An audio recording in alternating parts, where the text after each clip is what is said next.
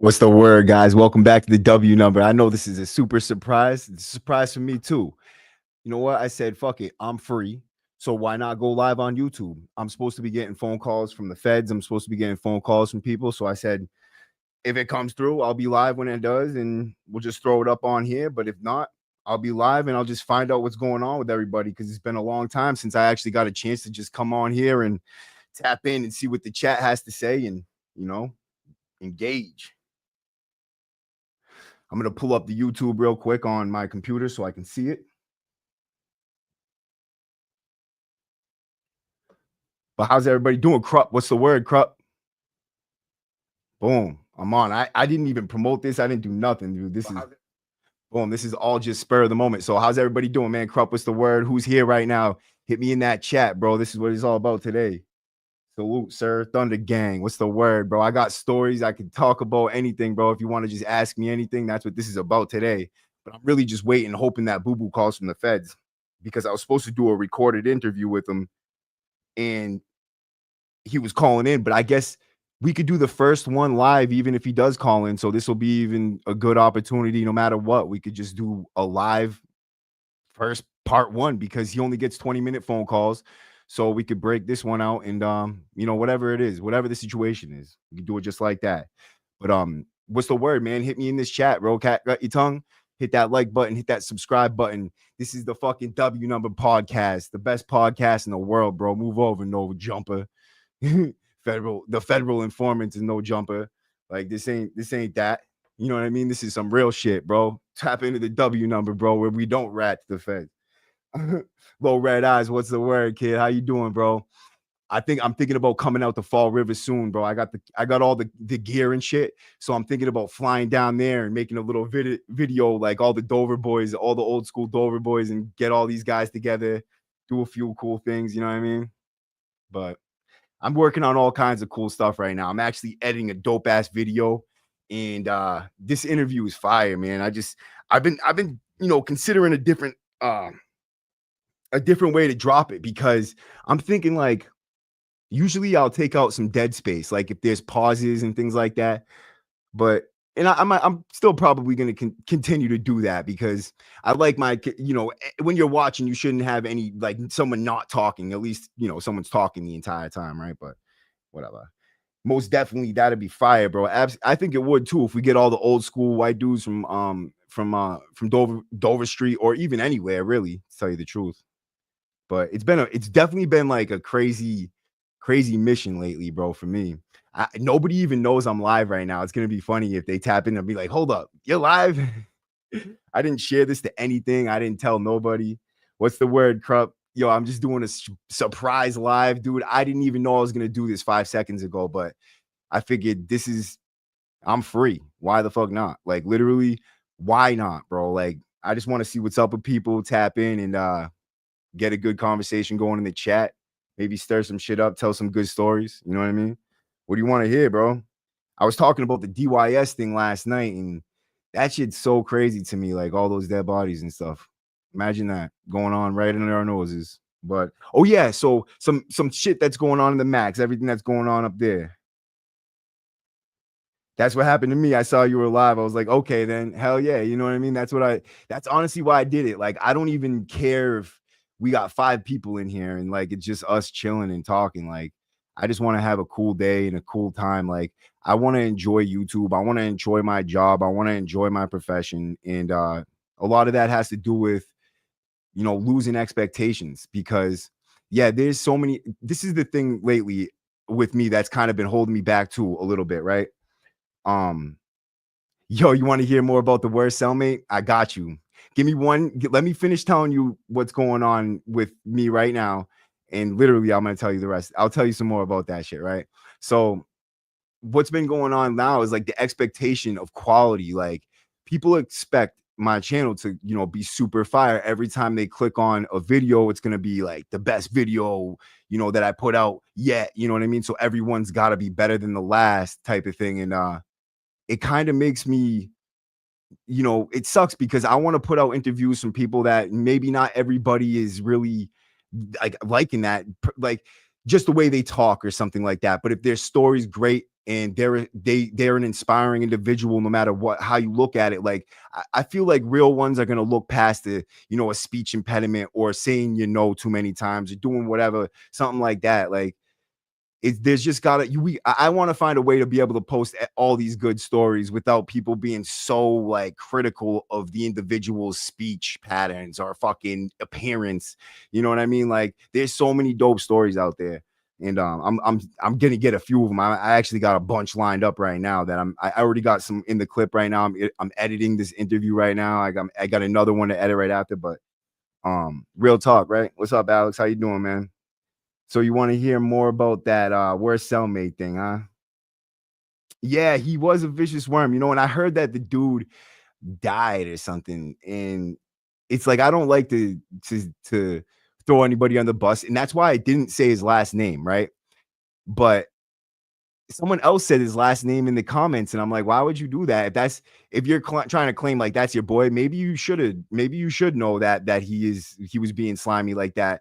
Maybe people like need to hear like, damn, I was a scumbag. He didn't even say sorry, nothing like that. Like he just skated off, like tried to act like he was fine. That's the worst part about it. I'm like, this dude, he's trash, bro. But I wouldn't say his last name or nothing like that. Throw him on the bus. That was the story. That's about what we go through in prison. And I feel like if people don't really know the real mind state or the atmosphere, like what's really going on in there, there's no way they can ever want change because they think it's all our fault. Like we go in there and we just choose to be gangsters. We choose to act like criminals. And it's nothing to do with the atmosphere that the administration provides or the expectations of the code, because you don't go in there and get a choice. You're going to go in there and you're going to live by that code or you're going to die by that code. You know what I mean? It's as simple as that.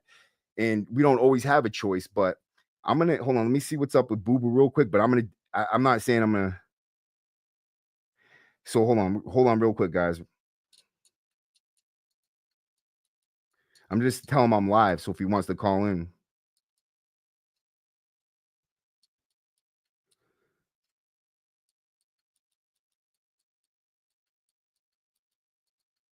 Boom. All right. Yeah. So we Maderos, what's up, kid? I haven't seen you in here in a minute, kid. What the fuck? Timber Flax, what's up, everybody? Um,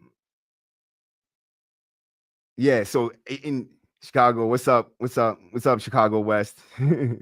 Yeah, so I'm like, I was thinking about it, and there's some stories like so. I have this story about the real South side of the prison, like when Southie was really Southie. Matter of fact, I think that's what I'm gonna do. I'm gonna tell you about when the south side of the prison, G2, was actually the Southie block. And because it's like I feel like I'm the last person who was actually there when it was like not the last person, but the only person I know right now that I speak to out here or talk to from in the joint. They don't really know like the Southie block as the Southie block. Like when I was there, that whole block was all Southie guys, basically. Then there was the 5%er Muslims. You know what I mean? So it was basically like the 5%er Muslims and the Southie guys. That was the two crews that ran that whole section. And when I first got sent over there, it was during double bunking. And I just got a ticket for a batch that they found it in my mattress. Matter of fact, the guy who found it, his name was Phelps, and he was an IP, or sorry, this is before he was an IP, right? This dude was my block cop. And when I went out to play football, because we had a football league in the max, so we would go out and play real, like straight up tackle football, right? And I couldn't not go play football because the time I went out before this, this kid straight leveled me, took me out, dude. I did a straight up backflip in the air on a kickoff return. And with the whole game, we were going back and forth, bumping heads. And I felt like if I didn't go out to play football, this dude would think like now I'm scared to play or some shit, right? And so I'm like, fuck it. I leave the batch in my mattress, and I was making it for this, like not for him, but he gave me some money and he gave me all this shit to make it, and we were gonna split the batch, and it was his birthday. So, but this is like at a time where he gave me some exclusive shit to make it with. So I'm like, oh hell yeah, bro. Like I love drinking, and this is the balls right here. This is what I wanted to do. This is what I want to make it with. So I got 2 big old bricks of real raw sugar and a bunch of ketchup, and we were gonna make some red eye. And I had all 2 big jugs of juice, like it was those little orange things. They what are they called? Clementines. We had clementines, and I took the whole bucket of raw juice, and we were gonna make a huge batch out of it, dude. Right? And I go out to play football, and fucking hold on, I might be getting a text from no. So we go out to play football, and when I come back in, I now the batch hadn't been blowing up, nothing been going on with it. This shit was basically a dead batch. And you know, when it turns over, it'll start gassing and blowing up, and you got to stay there and babysit that thing, right? And it wasn't doing nothing yet. Like it wasn't acting up, it wasn't activated. So I'm like, okay, it's still turning over. I had a good germ that I put in it, but it was still like the first or second day. But that germ kicked in when I was out in yard. So that thing blew up inside my mattress, and I had my mattress double stuffed. So I took a whole other mattress, I took the stuff out of it, and I sewed it inside mine. So I had a big old like fluffy mattress, right? And when I come back in, I guess Phelps had been doing around, and he looked in my cell, and he see my mattress look pregnant, like the thing was all blown up. And so he went right in there, took my batch, and bounced. But when I came back in, they were lugging me and put me in L2 instead. And I went over there. Shavink was over there. Benny Mishad was over there. It was a good little crew. But the dude that leveled me on the football field was over there, JP. And that motherfucker, I'll never forget that. He straight took me out on the football field. And you know what? The football was past me, right? And I wasn't paying attention because, you know, they were way down the field and everybody was already crushing each other. And so I had been running up alongside Nitty, who had the ball, and it came out of nowhere. Boom. And I was so tight. And the whole time Nitty was going back and forth with him too. We were all trying to get this kid because he was brutal out there, dude, right? But yeah, we went over there. That was actually my first time I sniffed a welly. And when my boy Benny sent it down to me, and I was sitting in my cell, I sniffed the thing while I drank a couple of bottles of booze, and I sniffed this thing, and fucking my face burnt so bad. I yelled out down the tier. I said, "What the hell did you give me, bro? Shit's like poison give. What the fuck?" She's like, "Yo, dude." But yeah, so I end up getting lugged, and I go to the south side of the prison. Now, this is right when they started doing double bunking. And if you know anything about Shirley Mack, Susan Baranowski, you'll know that the double bunking was like a fucking crisis. That was the most serious time I've ever been in prison. They took all the guys from Walpole and you know, mixed them in with the guys that were already in the max.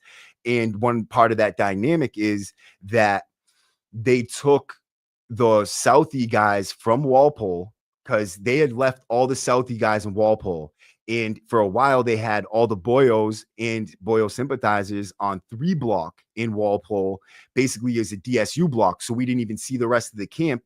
And then they were like, you know what? Instead of just keeping us in that one block, they gave us Shirley Max and they gave them Walpole. And we were separated by prisons, right? So we never saw each other. Anybody that was riding with Southie would stay in, you know, Walpole, and anybody riding with the Boyos would stay in the max. So when I first got up there, that's how it was. It was all Boyos. And when I got to P2, every single other cell was either a Boyo or someone we rolled very closely with. And it was all white dudes. Every other cell on the flats was all white dudes. And almost every person on the top tier was all white dudes. That was like the most white block I've ever been on. Not for nothing, but it was also one of the most solid blocks I've been on. I'll tell you a quick interlude story real quick. Guys always want to hear stories about Shavink. So this is a story about Shavink. One day on this block in P2, this is, like I said, Boo Boo was there. You know what I mean? A bunch of guys were there. It was very solid, right? And fucking one night, me and my buddy Nick Roselli's, and this kid got into an argument with Shavink when we were drinking. Or he actually got into an argument with Nick through the door when we were drinking. And so fucking Shavink tells the kid, like, yo, you know, because he's arguing with this boy, he said, yo, meet me up there. Meet me up in my cell. And so the kid's like, all right. Dude, the kid, he showed no fear. Like, I'll give him that. The kid went right up to Chris's cell, and fucking as soon as you know, Chris left to go meet the kid, like in 5 minutes after that, right? We were just sitting there talking about it. So he goes up to meet him. From what I hear, because I was locked in my cell straight below, all you saw was that kid come flying out on his back, boom, and then he had, his face was turned inside out, like he got hit with mollywopped straight, one punch, one hit a quitter, just laid him the fuck out, dude, sent him right out the door on his back. Kid gets up, they get away with the fight. Boom. Next day, he's in his cell. My boy Big Show, God rest his soul, because he was one of the best guys. You know what I mean? He really was. He was a Cape dude, but he was living over there with us. But he had been riding and living on the south side of the prison for almost for the whole time. He was a Walpole guy. He was one of the guys that got moved over with the Southie guys. And that's why I say a lot of the times too, that you can be from pretty much anywhere and be riding with pretty much, anybody, depending on, who you get close to when you first go in and shit. But as far as like him being over there with us and him having all those close ties, when he first got over there himself, like guys surrounded him on the basketball court, and I literally had to take his back, and like I stepped up like, no, this is my friend. Like me and him were walking together, and because all of them were my friends and he was my friend, it was like, okay, I just, guys wanted to make sure he wasn't like over there still like, claiming that Southie shit, because that's really how it was when I first got up there. Guys from Southie would get smashed the fuck out, and I guarantee you, if Big Show was like, nah, like those are my people and that's who I ride with, other than, those are my friends, but I'm not from Southie, which is the truth. You know what I mean? That was the real truth, is he was just friends. He was over there, but that's not his table. Like he's from the Cape and shit. He's from me and shit. But yeah, I guess that would be his boys if he was with them. So if anything popped off while he was over there, he would have definitely probably had their back. But because he was, it wasn't like he had to go take care of their shit for him. You know what I mean? Like he wasn't on that type of time, but he was my boy, and those were my boys. And because he was over there with me, it was like, I'm bringing you here. Like, please don't, go starting some shit. And he didn't, he did the right thing. And, that was how that was. But yeah, so that there were Sellies, the kid who got knocked out with my boy Big Show. So they come in, they see the kids knotted up. Like there's no way to hide that. He's in cell 2 in P2, right up next to the desk. And so they come through, they see him knotted up and they come through. And when they come through, the kid gets taken, he gets lugged, and we get questioned. Like, so the Ips, every time there's a fight in the max, they'll come, they lock the block down for 2 days, and then they'll come through and question all of us. Basically, they'll either hit every cell or go every other cell. And why they do that is I think they know exactly where their rats are, and they might be just putting them in those, like one of those, whatever, which ones they're in, like they put them in the odd cells or the even cells or something like that. I would hate to like start saying shit like that and not be like completely true, but like they do it. So they go every other cell, and I know they're getting their rats popped out when those doors crack. Every time they come to question, there's one of those people they pop out is definitely fucking snitching, bro, right? And that's why when this happened this time, we had such a solid block that we refused to come out and talk to him, to a man.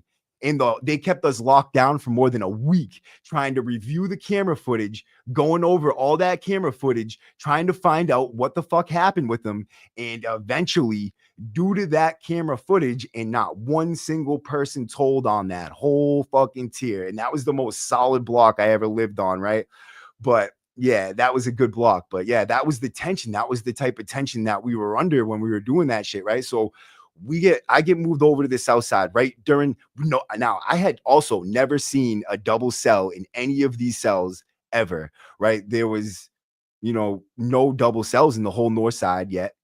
Every cell, the bottom tier, the top tier, was just one bunk on the bottom and a shelf in the back of the cell, the toilet, and that was it. And then they had the little thing on top of the, like above the toilet, where you could put your toothbrush, like that little inlet, right?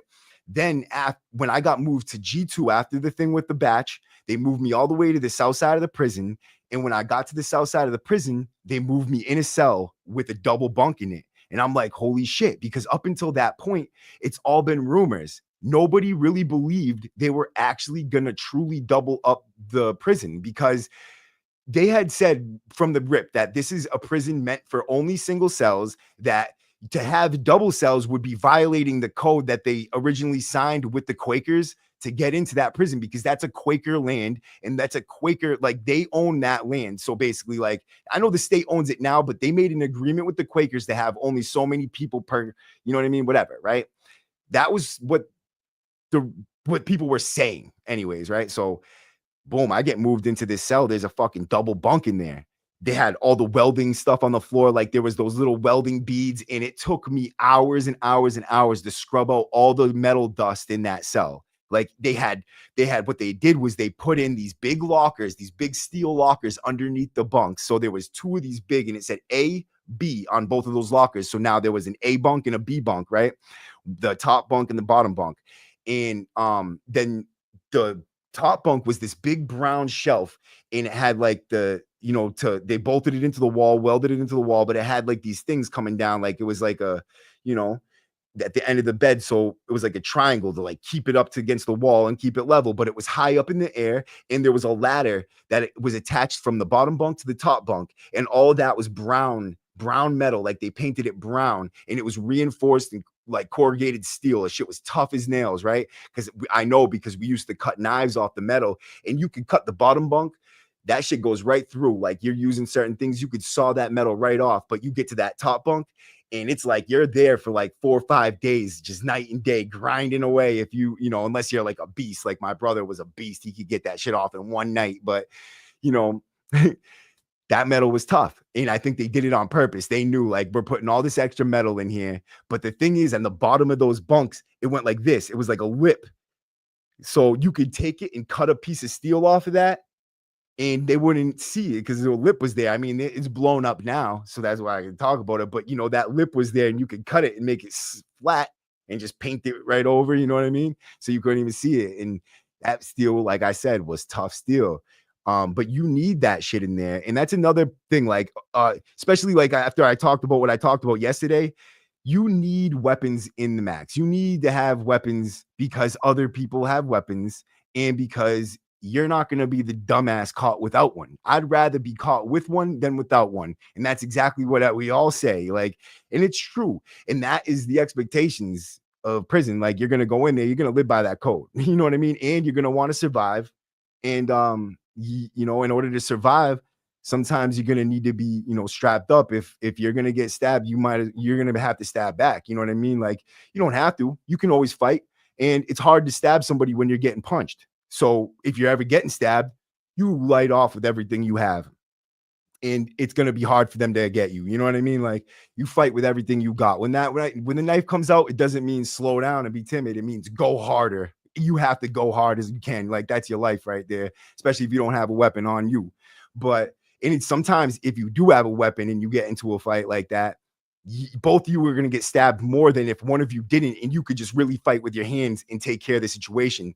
And if you do have a knife still, another thing is you want to fight with that knife too. You don't want to just keep on trying to stab because both of you are swinging. You're not, you're going to be catching each other instead of you fighting tactically and using your fists and then stabbing when you get a chance. Like, but that's the type of stuff I learned. You know what I mean? That's my experiences in life.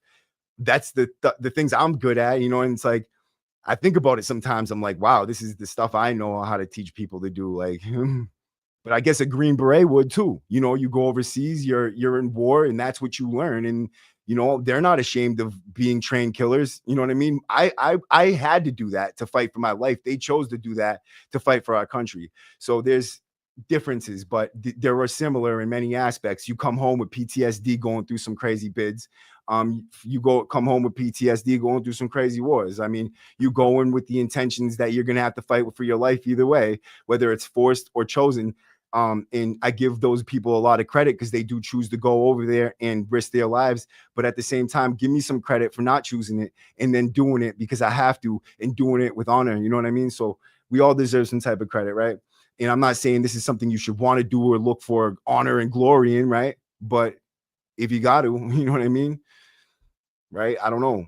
That's just the way I see it. But anyways, right? So I get in there. These all double bunks, and all over the flats anyway. So all the tiers, the cells on the bottom tier are all doubled up, and that's the Southie block now. So when I get in there, I'm meeting a whole new crew of people. I had been around only the Charlestown, Worcester, Boyle guys, and now they moved me to the south side of the prison.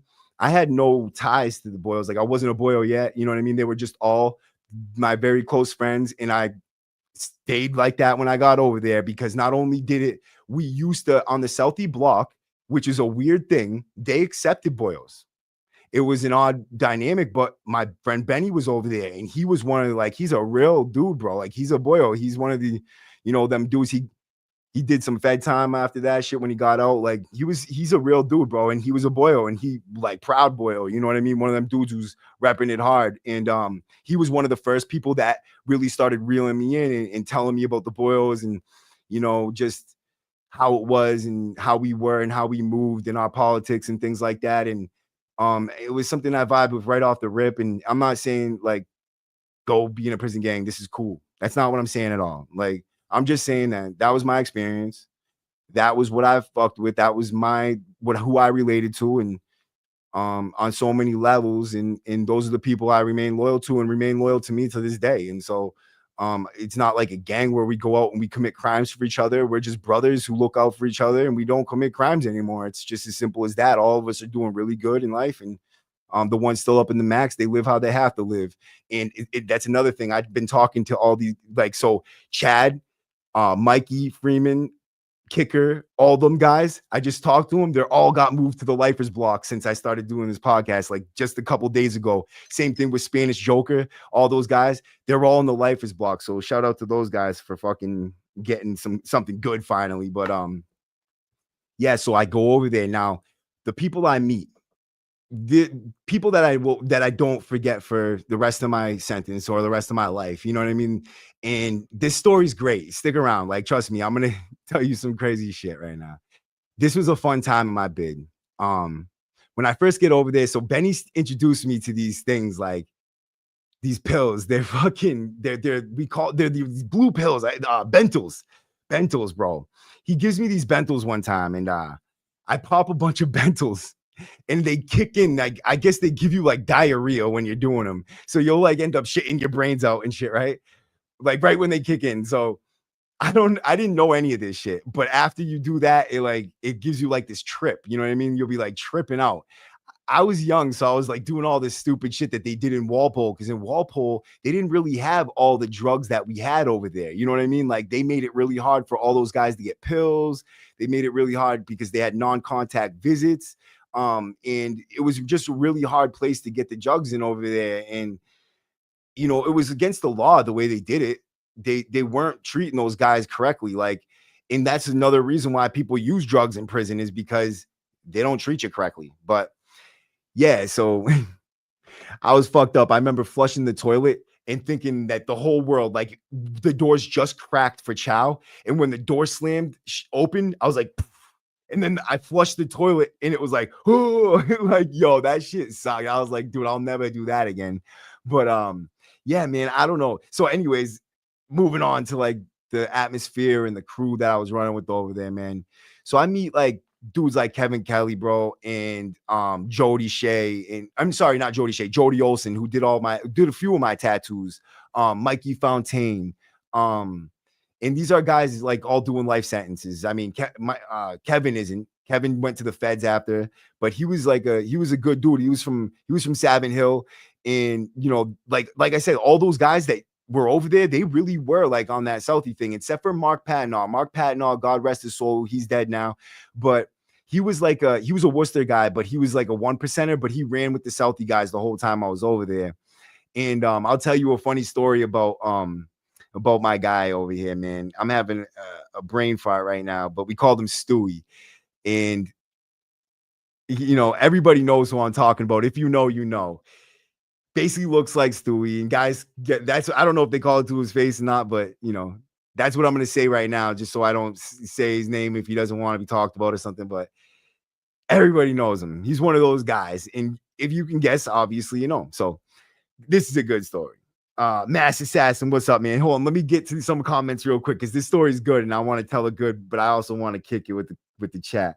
100p, we get a big dude to kick the top bunks in. Hold on, let me put this comment up. We get a big dude to kick the top bunks in where I was just at, or you hit the cup into a screw on the air vent until you get a screw out, then sharpen it. So you take the top bunks. I get it, bro. We Madeiros, what's up, man? Good shit. Ever see that these days? 100. You already know. definitely a different world in there for sure. There's definitely some different people, different atmosphere.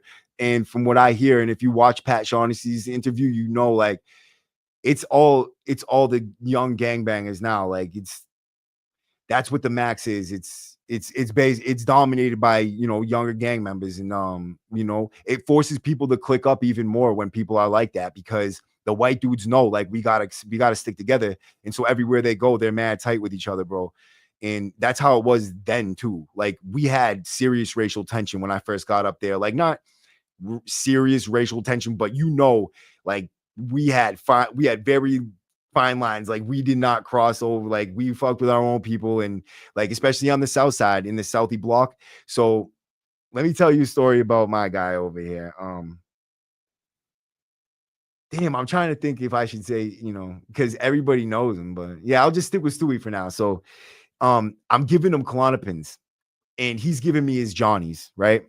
And, you know, everybody on the block's telling me, like, you know, Jody, Mikey, Bubba Conway. I mean, Bubba Good. Sorry, that's disrespect. I'm sorry. I did not mean to say that. Bubba Good's a solid dude, right? Bubba Good's over there. This guy, right? Bubba Good, he was in the feds, right? He was one of those guys that's so notorious, man. Salute to Bubba Good. He's supposed to call into the podcast at one point, but, you know, being up there, you got to get the phone number on your list. Takes fucking 3 months, and shit goes by, and by the time you got other numbers and shit. So I get it, bro. It is what it is. These are all good dudes, and he's getting very old now, bro. That's when, dude, hook shot that never missed. He was a beast at basketball. He used to run the yard every day in his bare feet, dude. Like, this guy is a savage. But when he was in Marion, he tried to throw, because this is a little interlude story again. Sorry, but these are great stories, man. And I got to talk about this shit. These are legends, dude, right? So this dude, there was the superintendent of Marion. He's coming around doing rounds during basically what it's like an audit, but it's like happy hour. Like they do in the max, they do happy hours where the superintendent and administration, they all come around and give people a chance to talk. But I guess the superintendent was doing a round with somebody else, and he was trying to show them around and shit. And Bubba had a curtain up in his cell taking a shit. So the superintendent comes by and rips Bubba's curtain down. Bubba freaks out, gets up, and dude straight up grabs the superintendent and stuffs him in between the fence he's on the third tier, or did he say he was on the third or fourth tier? Either way, it was very high up, right? So he stuffs him in between the grate and the wow, brain fire central, kid.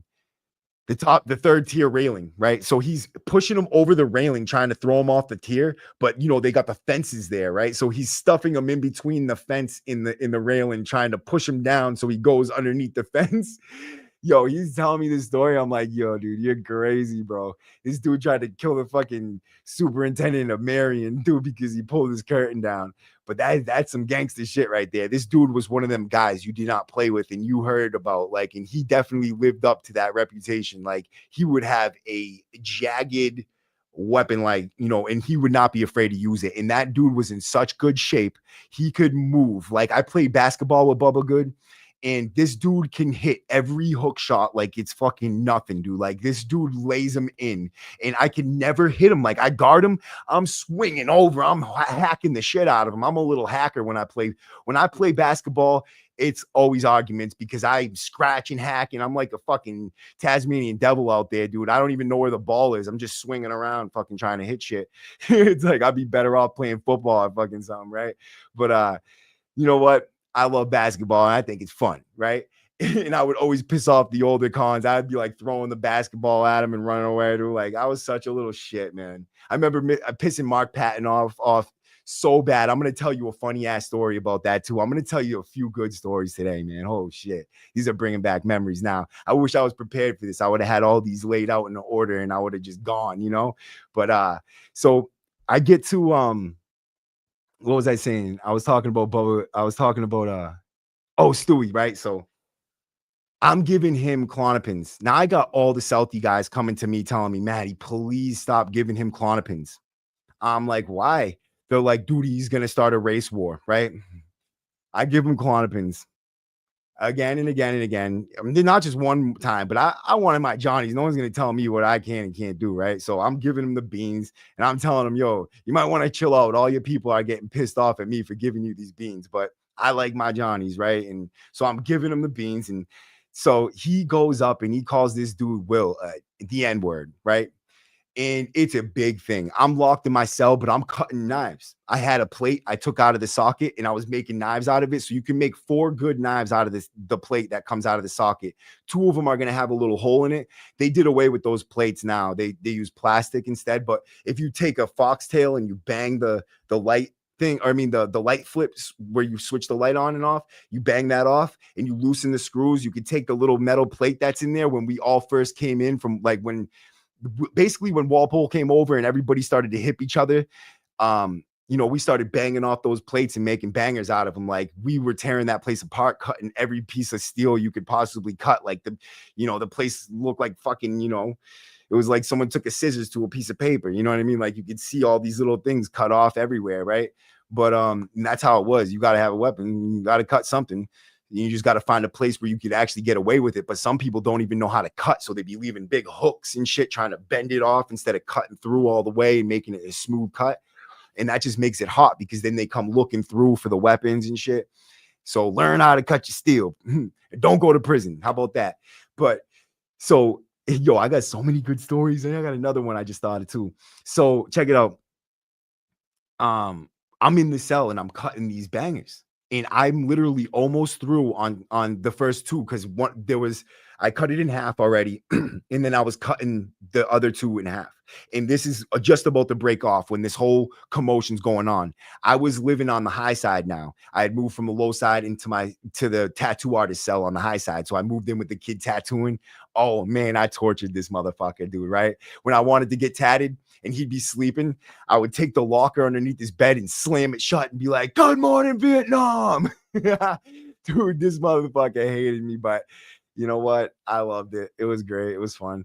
But yeah, so I'm in the cell and I'm all Adderalled out now. These dudes were stupid enough to give me Adderall and give me a no crush order. So I'm fucking taking 60 milligrams, 120 milligrams of Adderall, building little stools and fucking cutting knives all day and shit, right? Like it was nuts, dude, right? Like, and I love doing this shit because like fuck it, right? What else are you gonna do? So I get these things, I snap them in half. Like I took it at the end of the bed and just kept on snapping it, like pushing it, cutting it, trying to bend it. It's really hard to snap steel if you don't get cut it through enough, right? You're gonna have to see that razor poking through in most places before it actually breaks.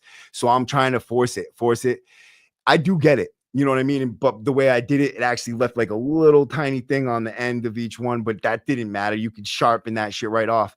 So I get these things done. I slide one out to them. Now all the black dudes are congregating and there's 4 white guys out. And one of them is my homeboy Big Show. So I'm trying to get the cop to open the door for a bag of chips because I just got this other banger.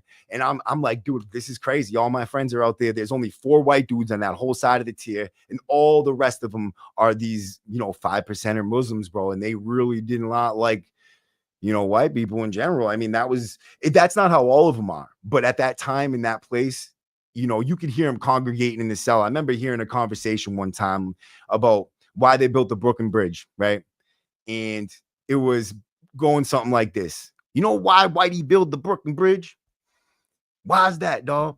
Be like, because it made it easier to get the guns, the alcohol, and the drugs up in Brooklyn. And that's basically like that was the shit that they were teaching. Like, I just think that if you want to have some up and up shit, bro, don't teach hate. Teach real information. You know what I mean? Don't spin it. You know what I mean? Get some shit. And a lot of those guys were really intelligent when it comes to their shit. But you get some errant ones that teach the too young ones, and they're too young. And you learn these things, and then you grow up hating people, not even getting the truth. You know what I mean? You're hating them for the fake facts. You know what I mean? Like, get the truth. And then if you hate somebody, you gotta hate them after that. But I doubt you will, bro, right? Because most white people really don't give a shit. You know what I mean? What race you are. If you hate me, I'm gonna hate you. But if not, we love each other, bro. What's up? Something like that. But so these dudes are congregating. I'm trying to get out of my cell. I think Connolly, the CO that was working there at the time, had some type of sense of what was going on and wasn't trying to crack the door. So I'm like, whatever, man. He's not trying to open that door. And you could see all these dudes piling up in one side of the block and the other and shit. And I'm like, I don't know what to do. I'm trying to get out, but I don't want this shit to pop off without me being out there. So long story short, they don't let me out. But my boy goes in, Stewie goes in to fight Will. And now, from what I hear, what he told me the story was after, because there was like a gang of dudes outside that cell. So we got it. So again, this is what respect does for you in prison, right? This is the weight respect carries for you in prison. So if you have enough respect as a group of people, a group of individuals, and this is why white people, I believe, are so savage inside the joint, because we are outnumbered a lot, right? So the respect of our weapons, people know white people stab people. You know what I mean? And that's when we get drunk, people lock in because white people got weapons. You know what I mean? And we know how to make them good, and people know it. It's like that's a fact. And so what it ends up coming down to is we have to go that extra mile. So when situations like this pop off, those four guys, word could carry enough weight so that the violence doesn't spread. And it could just be those two fighting in the cell with that door shut, closed. Because at first they were trying to keep it so the door was open because they were worried that my boy was going to pull out a weapon when he got the door shut and try to stab him once the door was closed. But even if that did happen, you could just say, crack this door. And because they were out on rec, they would have been able to go in and just do whatever anyways. So, but they were all outside the door. They put a window block up, and Will started saying something like, we don't have to do face shots or something. This kid's like, what? Hits him right in the face. Like, there's none of that, right? But yeah, I guess they fought. And then I'm thinking, okay, maybe he's going to learn. I give him beans again. This is a different time. Like a week later. And what happens this time? Crazy, bro, right? Hold on. I'm getting a message. Okay. Oh, so what happened? Why Jason didn't call in is because her phone died right when I was telling her because he was calling my old phone. So so I'm texting right here. It says he's been calling my phone over and over. I said, calling my phone? No, not my phone. And I have no missed phone calls. So I said, oh, wait, is he calling my old number? You know what I mean? I gave him my new number, and I guess her phone was dying. She was telling me that right before, and then I guess it died. So it's okay. It's okay.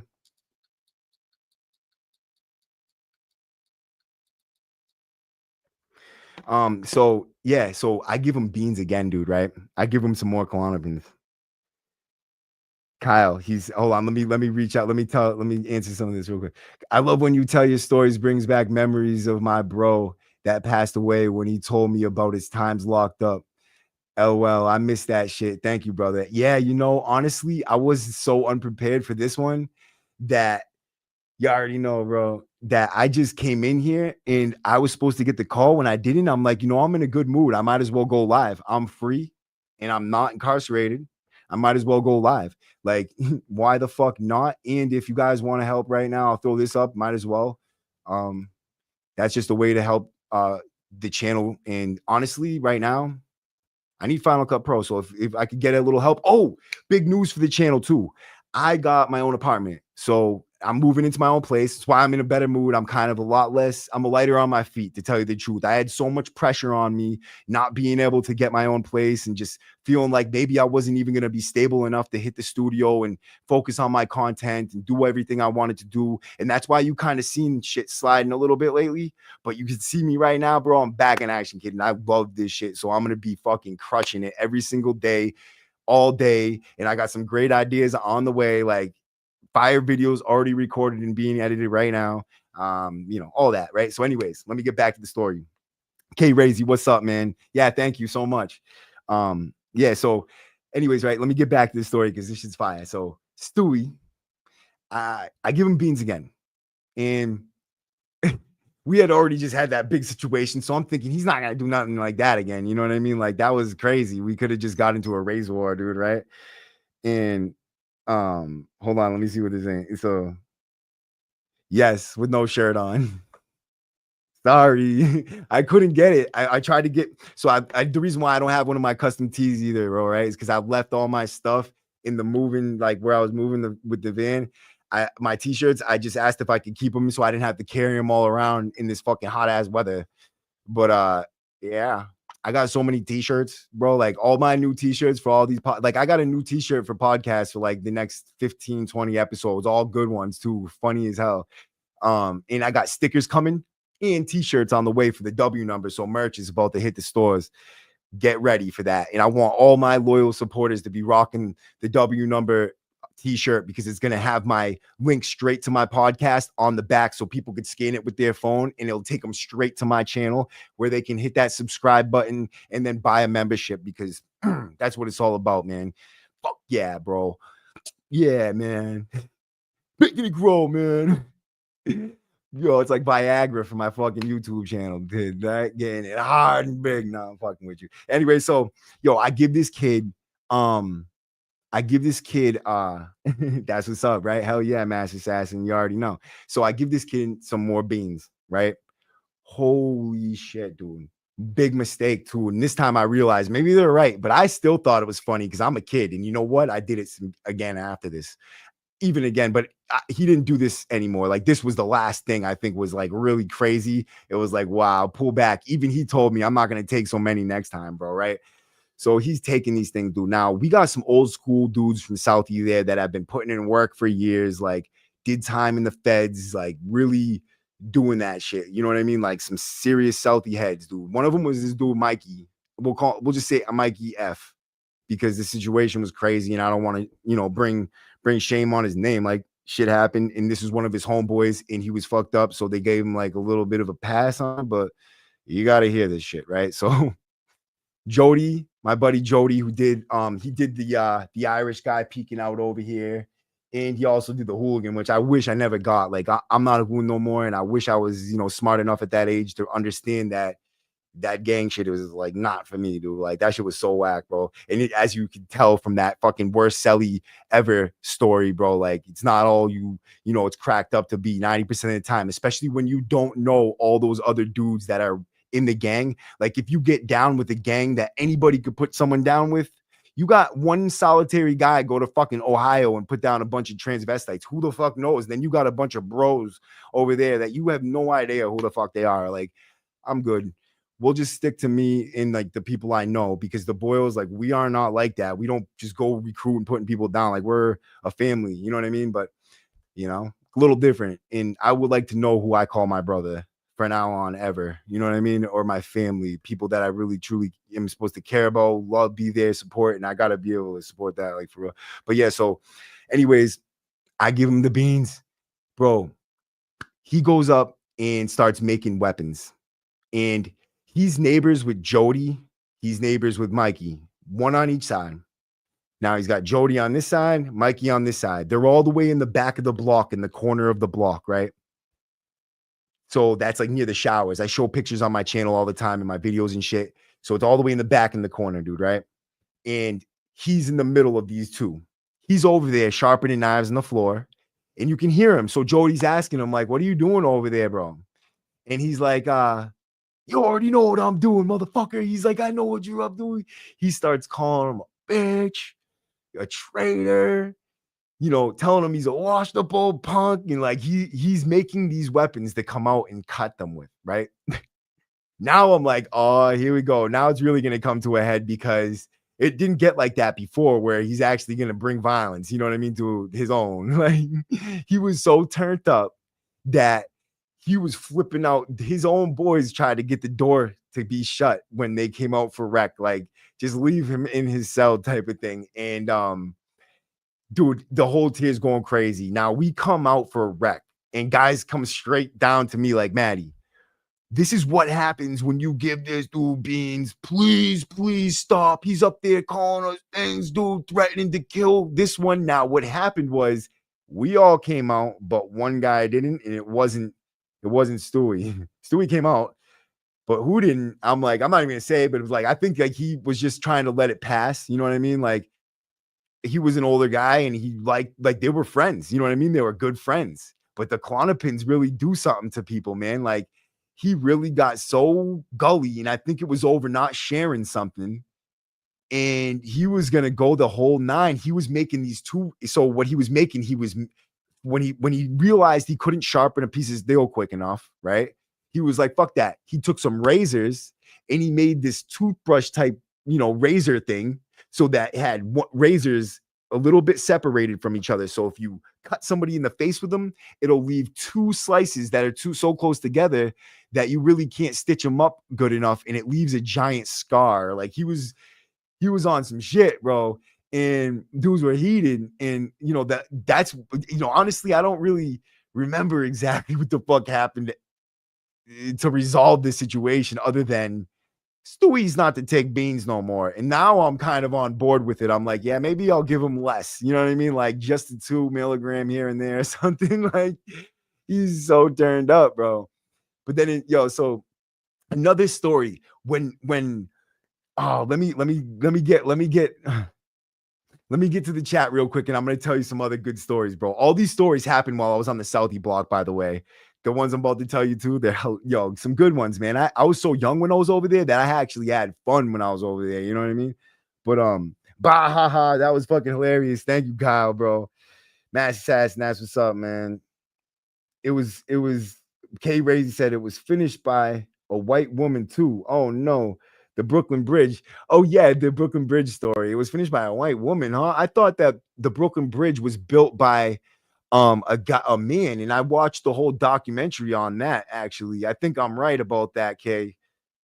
I'm pretty sure I'm right. And the guy who built it used to live in an apartment over the river where the bridge was being built, and he actually designed the Brooklyn Bridge from that window looking out over the river, and built the whole bridge. Like he did not physics, what's it called when you build like those? Damn. See, I'm on some shit. You want to know what it is? Is that I just haven't been sleeping as well as I should be. I'm a little exhausted. I'm not as exhausted as I was the other day. That's a good thing. But Waydell, what's up, Matt? He saw you on Stacks. Great interview. Yeah, that was cool, man. I actually enjoyed that. He did a good interview and shit.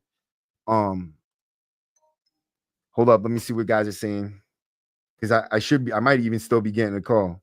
Let me ask. So I wonder, Jamie, if you're watching, so is he still gonna call, or is he gonna try to call a different time, or did you actually not even get the number to him at all? I can't wait to interview Jason. So Boo Boo, I'm interviewing Boo Boo. He's in the feds right now, but as anybody knows, and you watch my channel, the Gladiator video, the one I made, the Gladiator video, the kid was close to AA, and I've done a live with him before, like, and he was actually on when Jamie, his sister, was doing the interview. I think he called in then, but now he wants to call in and actually tell his life story from like the beginning all the way to the end type thing, like a real interview. So and I got a great source for like pictures and video clips and newspaper articles for all the little incidents throughout his life and shit, and it should be able to paint a fire picture for his life. And I can't wait to do that's going to be one of my favorite ones, just because I know him, and I know how I know how he was a thoroughbred dude, bro. Like he was a real ass kid, and like it should be a very, very good one. Very good one. Something that a lot of us can relate to, which is, his life was similar to mine. You know what I mean? As far as DYS, the craziness when he was a kid, but his, I guess he's a little turned up a little more than mine probably. But yeah, so all right. So I'm going to get back to these Southie stories, man. If you guys want, please subscribe, hit that like button, and become a member to the channel, bro. For $2.99, you could become a member and support something great. If you want to support the channel, you can look right here and do what you do. That's always much appreciated, bro. For real, like I'm not even lying. Like I really, really, truly appreciate all the love and support. This is what I'm doing. This is my life. So, I get paid off ad revenue, but when things are down, bro, yeah, it's good to have the support of people, bro. But anyways, and that's not a prerequisite. I like it just to hit the like button and subscribe. Good enough for me. Leave a comment, salute. You're good in my book. But anyways, right? I'm over there, dude, right? I have a weapon in my pants, and I'm in the cell. I got a bunch of Klonopins, and at this time I was prescribed to Klonopins, so I always had them and shit, and I would be selling them. Me and my boy Drew Halfpenny were sellies, dude, right? Shout out to Drew. I shouldn't have fucking threw it all out there like that, but we're live and I do stupid shit, right? But yeah, I don't think he would mind. He's doing real good in life now today, and he was good dude, bro. One of my favorite kids ever. Like straight up live wire, fight anybody at a drop of a dime. Like anytime there was an issue, we'd be in the cell, and he'd be going like this. And I'd be like, Drew, what the hell are you doing? He's like, warming up the left, man. Warming up the left. Like, he was so funny, but he'd be dead serious. And I'd be like, oh, yeah, warming up the left, bro. Like, like, yo, dude, stop it. He is the best, bro. But he would be like trying to fight guys that were so much bigger than him that it was actually even more comical that he'd be in there warming up the left. It's like, dude, it's so funny. He wasn't that great at fighting, like, but he was a fucking tough kid, you know? But a 508 buddy, keep up the good content and been waiting for a while. Good seeing people make it out. Hell yeah, you already know, man. That's why I'm live today, because I'm simply free and I can be. You know what I mean? I didn't plan this. I didn't, send it out, promote it, do nothing. But we're here because I'm free and I can be, bro. And I just want to kick it, tell some cool stories, fuck with the chat and do something fun for a while, because like I've been, kind of stressing lately, bro. And this content, this is what I was doing to like feel good, bro. Like this is what I do to feel comfy and it's like my therapy, bro. But it's also eye-opening, entertaining, like it's all that, bro. Like I know what time it is, this is good shit. And I want to get back to that feeling, you know what I mean? That enjoying my career, enjoying what I chose to do, but also making the impact I know that I can make with my words that I know. Like I know what I'm built, I know what I'm made for, and I know what I can do, and I will make it. And I'm telling you right now, I'm gonna buy myself a jet. Fact. I'm gonna buy myself a jet, and I'm gonna do a podcast on it as soon as I do, to let you know that you could mark my fucking words when I tell you I'm making it and I'm gonna be successful. All right. Mark that shit. So I'm over there. I got a weapon, right? It was one of those same ones that I cut off that same exact plate. It might have been a different plate, maybe, but it's the same type of plate, the same type of weapon. Yo, okay, K Razy, man. Thank you. You're the best. That's the type of shit right there, man. That's how I know I'm doing the right things. Okay, K really supports that members only, because she is a member and sees what it's all about. If you hit the community posts that I do just for my members, I'm telling you, excuse me, I'm telling you, I put so much work into that shit. Also, I started doing the vlogs of an ex-con where I did, so far, I've only made one of the vlogs and I'm going to do it once a week. I'm going to put out one vlog a week. It'll be about 10 minutes long, 7 minutes long, something short. But this one I did on the probation visit. I recorded myself on a probation visit, spoke some real shit, and, gave you a glimpse of what I do, what my life is really like there. But also I post exclusive videos and interviews that I don't put out to the public. Like you get real shit that no one ever sees. You know what I mean? It's not like fugazi shit. These are good ones. I put good ones for the members only, like ones that I could take and I could make them public and get money for, but I choose not to. I want them to be good. I want my members to have something to be proud. You know what I mean? Something they could go watch when there's nothing else to watch, or whatever, bro. Like this is the inner circle. Like you guys get exclusive shit, and I go above and beyond to try to make that happen for you. And all aspects of my channel, trying to run it smoothly and correctly. But and that's something I take pride in. But I got to get on track. I'm not gonna lie. So like a couple of like community board posts, I usually post them every single day, and I do them every. I do my So I went to school. I was going to school. I kind of took a little break for this semester so that I could take care of my apartment and do all that shit because I was so sidetracked. But I write all these myself. Like I sit there and I go over certain aspects of things I'm struggling with at the time. And I'll read books for quotes and, go online for certain information. And, I just do a little mix, but it's good, bro. And like, you can ask anybody who reads them. It's well put together. Like I put some very serious thought into each one. And also the videos and shit, but also just to support the channel, bro. And, it's a movement. But yeah, this is our therapeutic community, bro. This is like Convicts Anonymous, kid, ex-Convicts Anonymous. But yo, so I got this weapon, bro, right? And I'm in my cell. I had just got I saved the 10 Klonopins, and I just saved the last one, and so I can reach 10 milligrams. And I took the 10 milligrams. I had it in a sugar packet. I was in my cell. Matter of fact, Big Show was my cellmate, and I licked the packet. And Sean M, what up, big dog? What's up, Sean? How you doing? So I licked the packet, and they call my name right when I'm like licking the sugar packet. So I'm like, huh? Like, will they catch me or something? I was in like cell 5, so I was kind of close to the desk. And Big Show was my cellie at this time. My boy Big Show that I tell you has passed away. God rest his soul. I'll tell you a funny story about my first time doing suboxin. It was with Big Show on this block in that cell right after this. But they call my name and I got a knife in my pocket.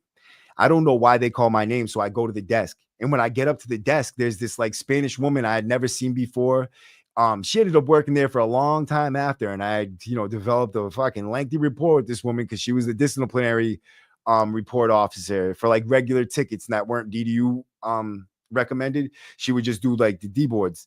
So I didn't know who she was yet. And she didn't even wear the same clothes as all the D-board officers. Like she was wearing regular clothes and shit. So I'm thinking maybe she's someone from outside and she's, coming to speak to me about mental health or something like that. Right. They called me up to the desk and I'm not thinking about the weapon in my shorts, right?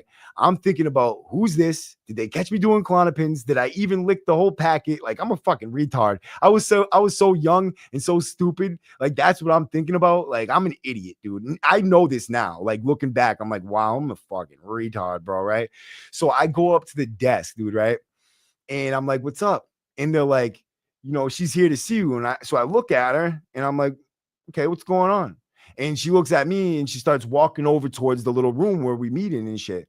And instinctively, like institutionalization, like I am, I go follow her over there and we're going to go in the little room and she's going to not strip search me. They pat search you going in. But I didn't even think about this. Like this whole thing's I'm not thinking about this. I don't even know why I'm going in this room with this person. Like I didn't even agree to go in there yet. You know what I mean? I just walked over I'm thinking maybe she's just going to stop there and talk to me outside the door. I have no idea. She didn't even say one word to me and she hardly spoke English, to tell you the truth. So I'm like, what's up? And then we get to the door and I'm just looking at her. They tap my elbow, like when they're going to pat you down. And I'm so dumb. I just felt the tap and instinctively go like this. They're patting me down and they get to my pants. I don't even remember about the knife right now. So they get to my pockets and it's Sheldon, this CO Sheldon. This is before he was an IP. He was a regular block officer on G2. And he used to be such a little shit, dude. He was such a shit. But he ended up being a very decent CO. You know what I mean? And I'm going to say that with all due respect. He became a decent CO. And salute to all the decent COs, for real. We need decent COs too. You know what I mean? But so they tap my shoulder. I put it up. Bro, he's like, what's this in your pocket? I'm like, I reach in my pocket thinking it's my wallet because I had made the handle because the knife was short. So I had made the handle so that it would stick off the back, but it not move. So I made it like a square, like you could hold it, you know what I mean? Like something you could really hold on to and it wouldn't slide or you wouldn't lose grip of it because it was the tip was it was maybe 3 inches long or something like that. And so I have it in my pocket and I grab it, just reach in, grab it, pull it out. Bro, the lady standing right there sees it. But as soon as I realized what I was doing, I was like, oh, and I put it back in my pocket. And I reach over across me. Now I'm the beans are already kind of I'm feeling a little fucking tingly. I probably was already beaned out if, knowing myself, I took them the day before or something too. And so I reach over to my other pocket and pull out my phone book and I pull it out like this. And he goes, no, with this pocket. I'm like, oh, this pocket. Who would have thought you were asking this pocket? Oh, hold on. Let me look real quick, right? So I grabbed the end of the knife and I had a pen cap over the tip so that it didn't poke through my shorts or something. It was like a sheath, whatever. So I grabbed the end of it and I undo the sheet that goes around the handle and ties the handle.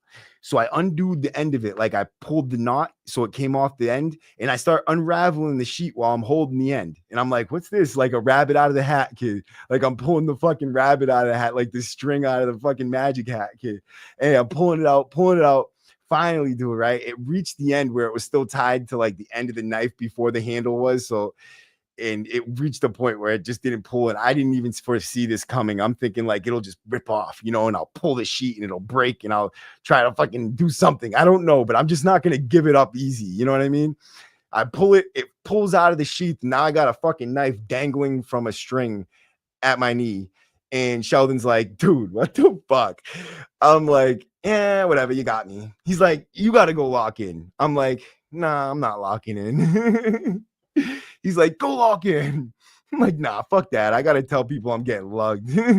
So I go around the block. Everybody, they didn't even lock the block down. And that's how you knew, like, back then we had so much more control over that prison, dude. Like, it wasn't the same way like it is now. But dude, they don't, I just go around. I was talking to Bubba Good and all these guys. That was actually, I get lugged out of there. That was when I went over to H2 and saw Chris Johnson get stabbed to death right then and there. That was that time. That was then. So that was actually, and that was right around the time when that big riot happened in H2 over the TVs. Matter of fact, that was very close to when that happened.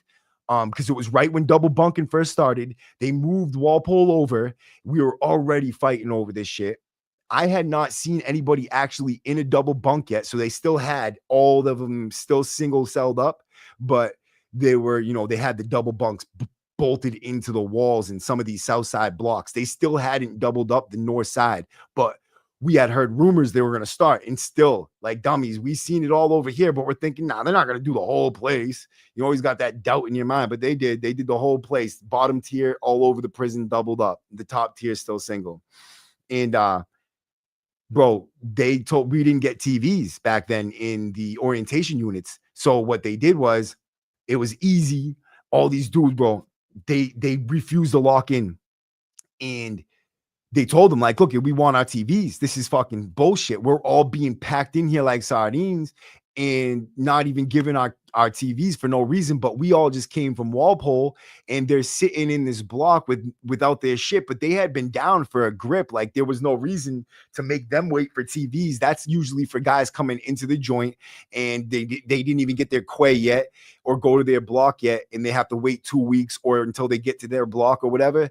And they're making these guys go without TVs. They've been down for some of them got life bids, been down 30, 40 years, and they're getting their TVs taken away from them, told they got to wait months, like whatever, until they get out of that block. And at that time, it was like slow motion because the shit was going up in there. And you dropping this link tonight? What link? Krupp? Leave it in the chat. But yeah, so they're ripping apart that fucking, they're ripping apart. I'm sorry, not ripping apart yet. Wait for it.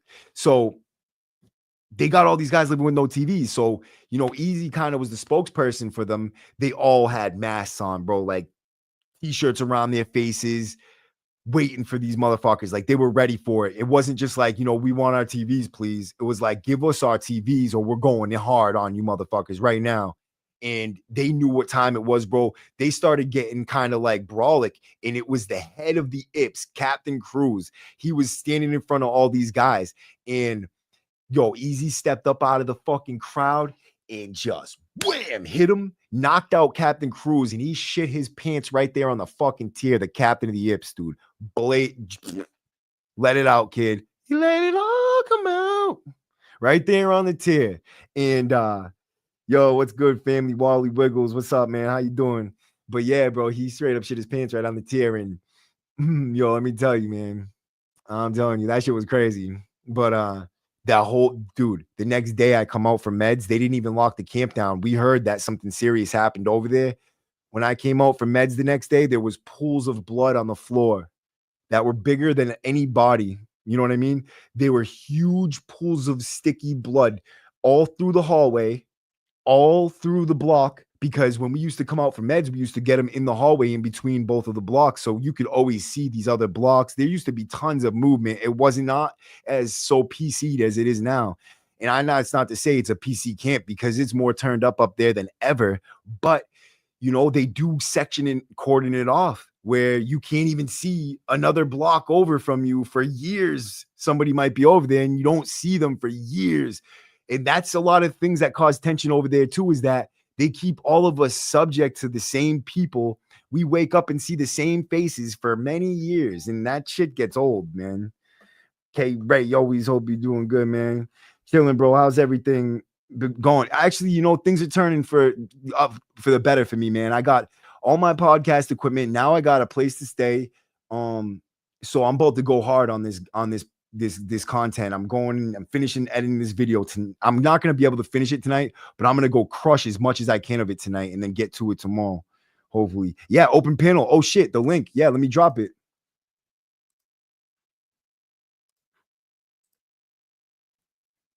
Boom. There you go.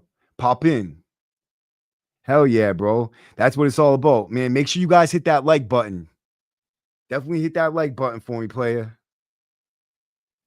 Nah, man. I used to hate that. Nah, man. Every fucking other word. Nah, man. That shit was crazy, dude.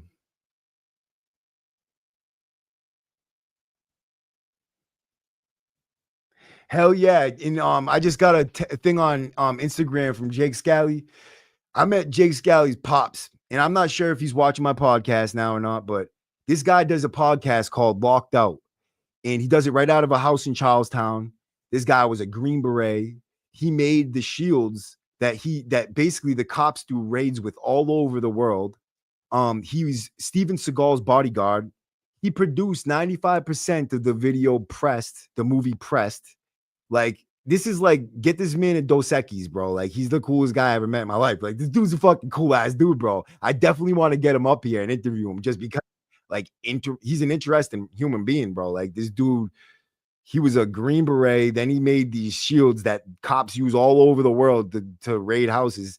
Like, not that I love raiding houses or anything, but like, you know, the dude's a beast at life. Like, he crushes shit, bro. So yeah, man. Anybody tap in right now, bro. Like, fucking, that's the link to drop in for an open panel.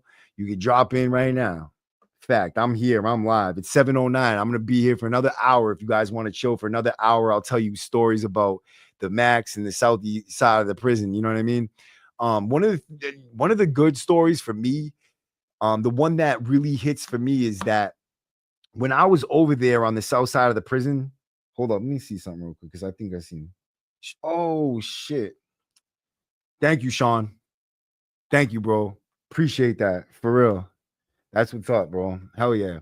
So that's dope, bro. Thank you.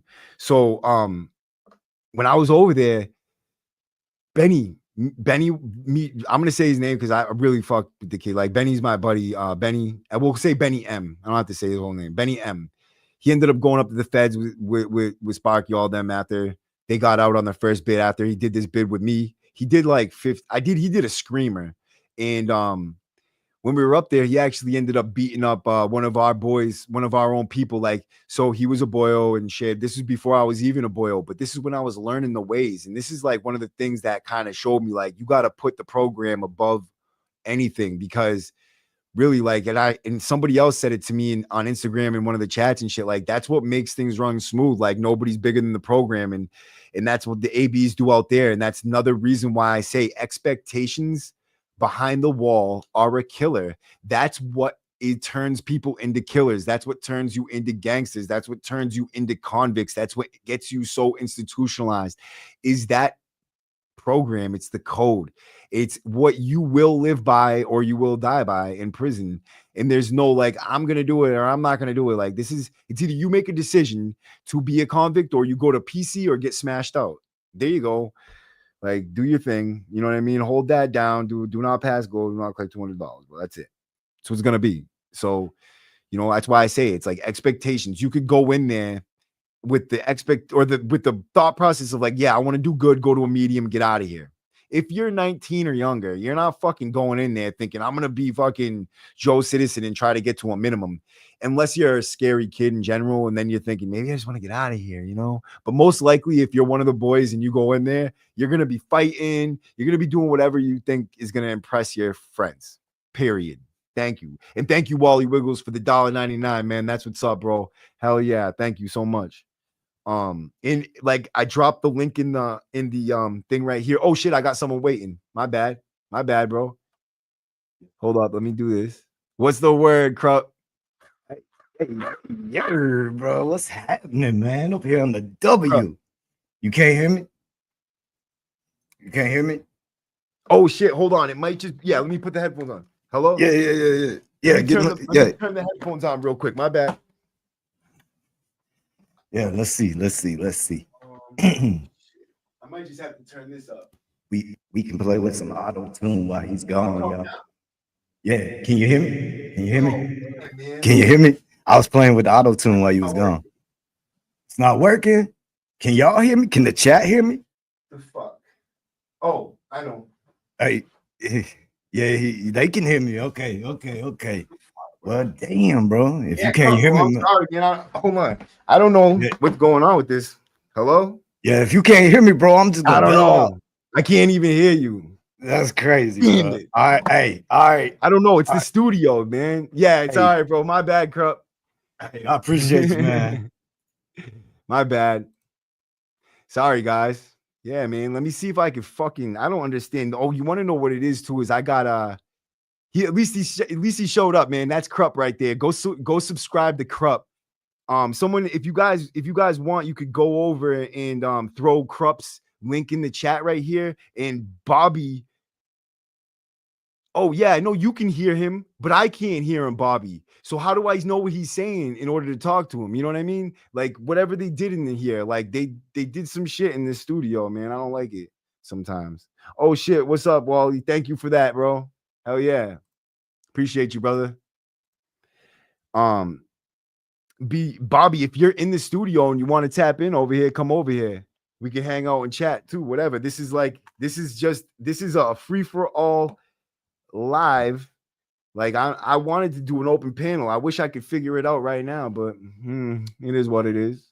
It is what it is. He was asking, try the knob on the speaker.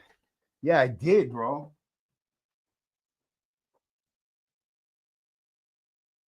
I did. I can't hear it, bro. In the record, when I press record on the main thing, it's not even turning on. Like record won't even.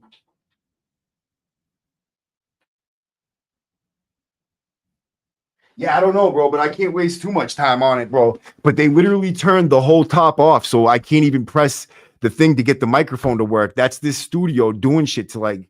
I really feel like sometimes they do shit to sabotage motherfuckers, dude. Word, bro. Because there's no reason that should be shut off. No, it's not my StreamYard settings, bro. It's not my StreamYard settings. I have all my settings on point. Maddie, what's good? Hey, what's up, Ian Ignorant? How you doing, brother? I was gonna do an open panel, but I can't get the fucking sound to come out the speakers or the headphones because of whatever they did to this top part of the deck on the streaming deck on this fucking studio. There's no reason why it should be like that. Hold up. I got it.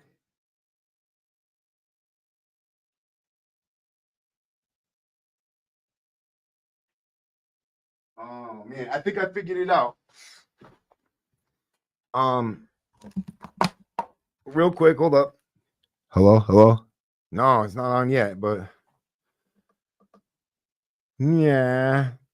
I don't know, bro. Fuck that shit. I'm not gonna fucking sit over here and sweat it, bro. They're not gonna fuck up my life. You know what I mean? This is my shit.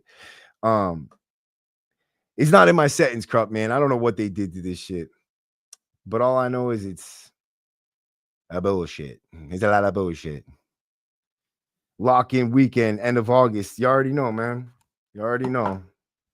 These motherfuckers with this shit kind of piss me off right now.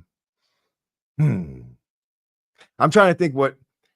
Yeah, you get that word, bro. Sabotage. It is, dude. Like I'm telling you, man. Like this past month or so, the things that have like, kind of really turned me off. You know what I mean? I'm not gonna lie. I brought a lot of attention to here. Got people to come become members to the studio and everything. And that's not to say it's like they've done a lot for me. I won't lie. They getting started. This is a great place. They provide the space for me. They do a lot when they help me set up. Like I got, the tech guys and shit. But when it comes to something like this, bro, like there's no other thing in my mind that could fucking ring true. And it's been all these different little things. It's always happening. Like the camera settings are fucked up. Dude, I know they ain't doing it like that themselves. I got to go in Google, fix it all myself, do everything myself. Like, and that's not how it used to be, bro. And I think things changed when I brought people in and like we started doing shit. And it's like, come on, bro, you got a dude that's out here really trying to do the right thing and fucking make something out of his life. And like, I feel like success like should be something people want to see in others. You know what I mean? That's what I want to see other people do. It makes me feel good to see a smile on someone's face. You know what I mean? Like rather than have everybody always pissed off and down and fucked up and shit. Like whatever, whatever. Where they need an engineer there, bro. They need, yeah, man. So many people use it and mess with this stuff, bro. Yeah, that is true too. It's like you got guys, but that's another aspect. Is like, you know, you got someone who really does this, and you know, when you put like you should make priorities, is all I'm saying. Like they should have priority spaces. You know what I mean? So I've seen people come in here and video themselves writing a paper on their computer. They don't speak to the camera. They don't do anything. They don't even show the camera what they're doing. They just sit here like this.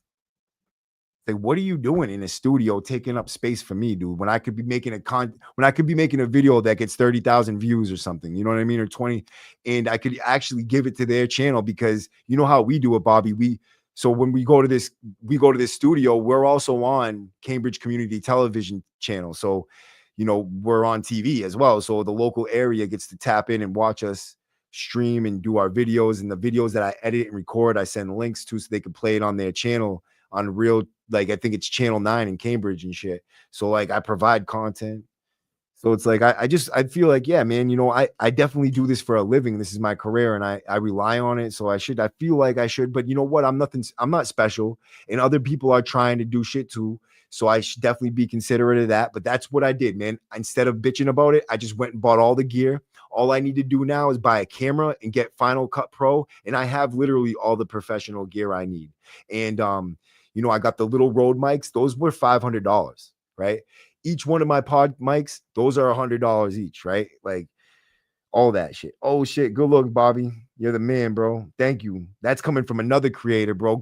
If you guys are watching, man, go subscribe to B Luke from the Bounce Back Podcast. He's definitely doing his thing over there. He's got a bunch of interviews in the clip right now too, because we're both going through similar things. Like we can't get the computer, but I ended up going and buying my own computer. But you know what this does is it left me. I I don't have enough left to buy the Final Cut Pro. So now I have the computer, but my next paycheck, I'm going to buy Final Cut Pro.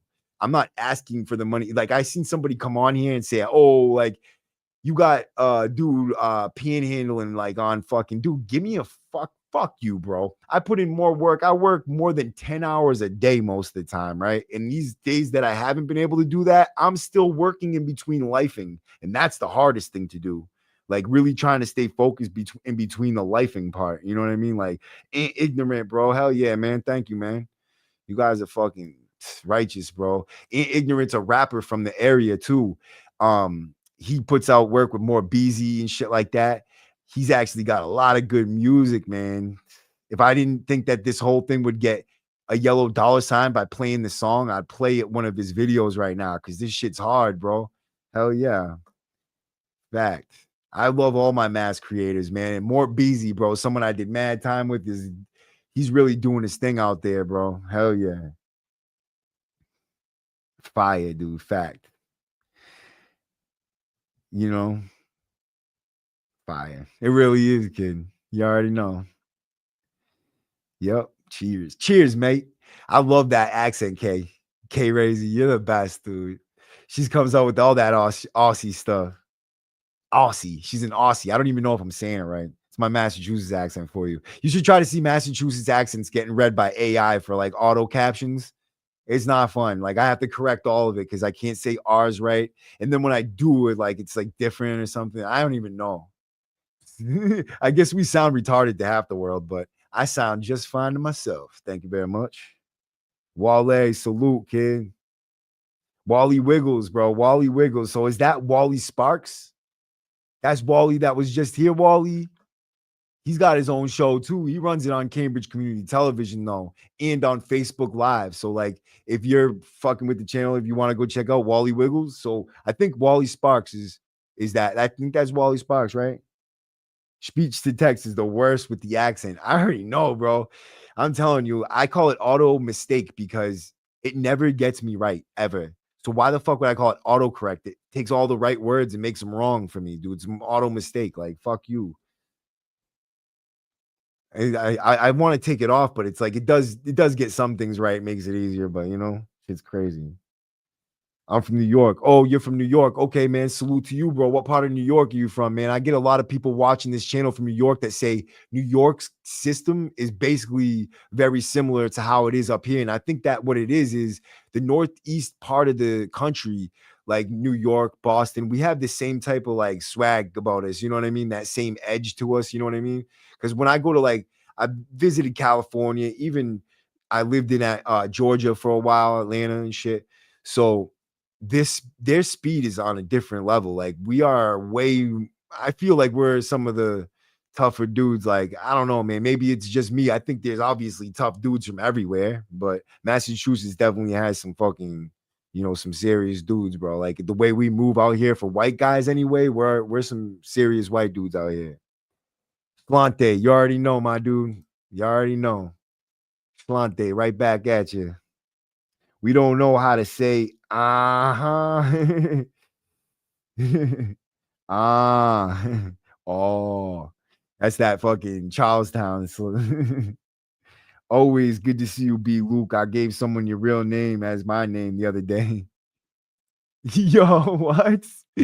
Yo, let me find out you're posing as B. Luke, fucking crap. What do you mean by that? Very similar systems. We haven't been down. Yeah, that's what I'm saying, bro. Very similar systems. I haven't been down since 05, so similar on that sense, along with the streets, bro. Fact, yeah, absolutely.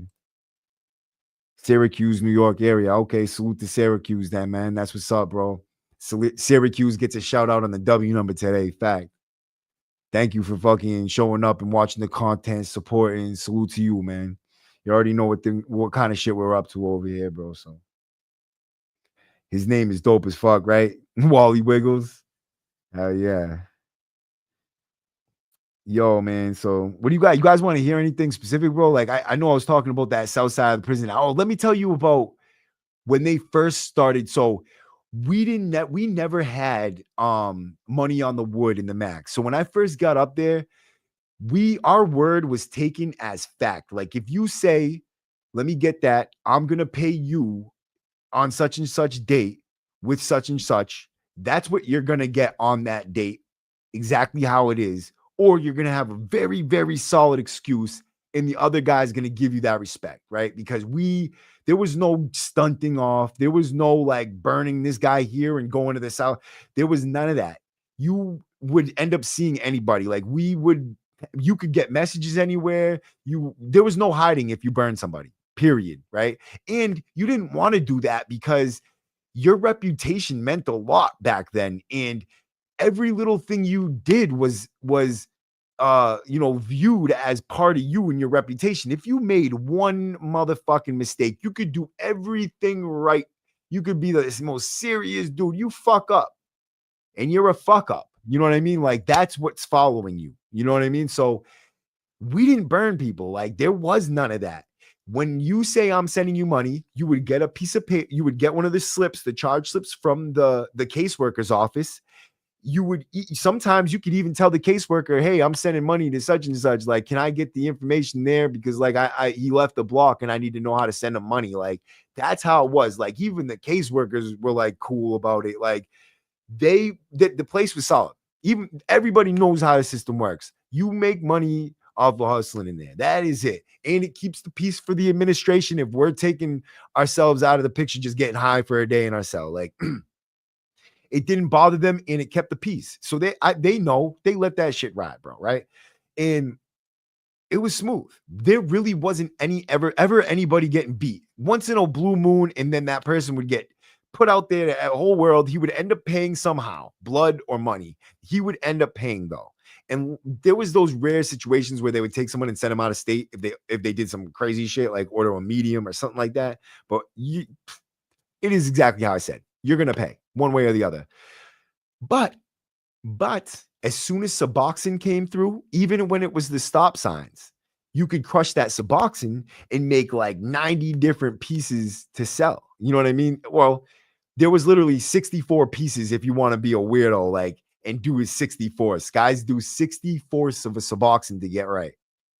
it does get you off E. It'll make it so you're not sick inside there. And being sick inside a prison is the fucking worst. You know what I mean? And you can tell when the block is dry because when you come out on the tier, everybody's got their sweatsuits on, their hat on, and they're sitting there on the table just looking around all fucking sullen and fucking, you're like, where'd you not get high today? Like, come here, bro. Let me give you a piece. Cause like I never went without. Never, never, never. And but this is when it first came and there was no such thing as a habit. My first time getting high in suboxin, let me tell you this story, right? So yo, this is mad funny. And it's a story about one of my dead friends. And man, I just telling stories about them to keep their memory alive is what's up, you know? So Big Show's my cellies, guy from my area, really, really solid dude, bank robber, you know, but he was addicted to drugs. He was junkie, you know, but good junkie. Like he was an addict, you know what I mean? But he didn't have them junkie tendencies, like robbing people, doing all that sleazy shit. Like he was a good dude, bro. Me and him were cellies, you know, one of my best friends ever. And we made a batch. I was a beast at making booze, but I would make like special batches, 6 bottles at the max. And those 6 bottles are going to get 2 people or 3 people so annihilated that you could not drink more than that. You know what I mean? You don't need more than that 6 bottles, 3 bottles per man or 2 bottles really, because those 2 bottles, you'd be lucky to finish that second one. If you get on to that third one, you're like me, you're a fucking savage, dude, right? Like 4, I don't know where you don't know where you are. You're waking up in some fucking maybe someone else's cell with them beat up or something in the corner. I don't even know. It's crazy. You're gonna get so shit faced. You might end up in the hole, right? Like wake up there, like you're on the streets and you took beans or something, right? But like it was good, really good booze. I make a 6 bottle batch. I just came off it that day, and it was like, you know, it was almost like cranberry and vodka, like a Cape Cod. The shit really tasted just like a Cape Cod. And it was fire. I'm like, ooh, this is good. You know, I made it with like hot balls or something and the apple juice, and it just the way it came out was like just like a cranberry and vodka. So we had the bottles under the toilet and we're drinking them. I had drank I drank 2 bottles. Now I'm sloshed. I'm getting really good buzzed.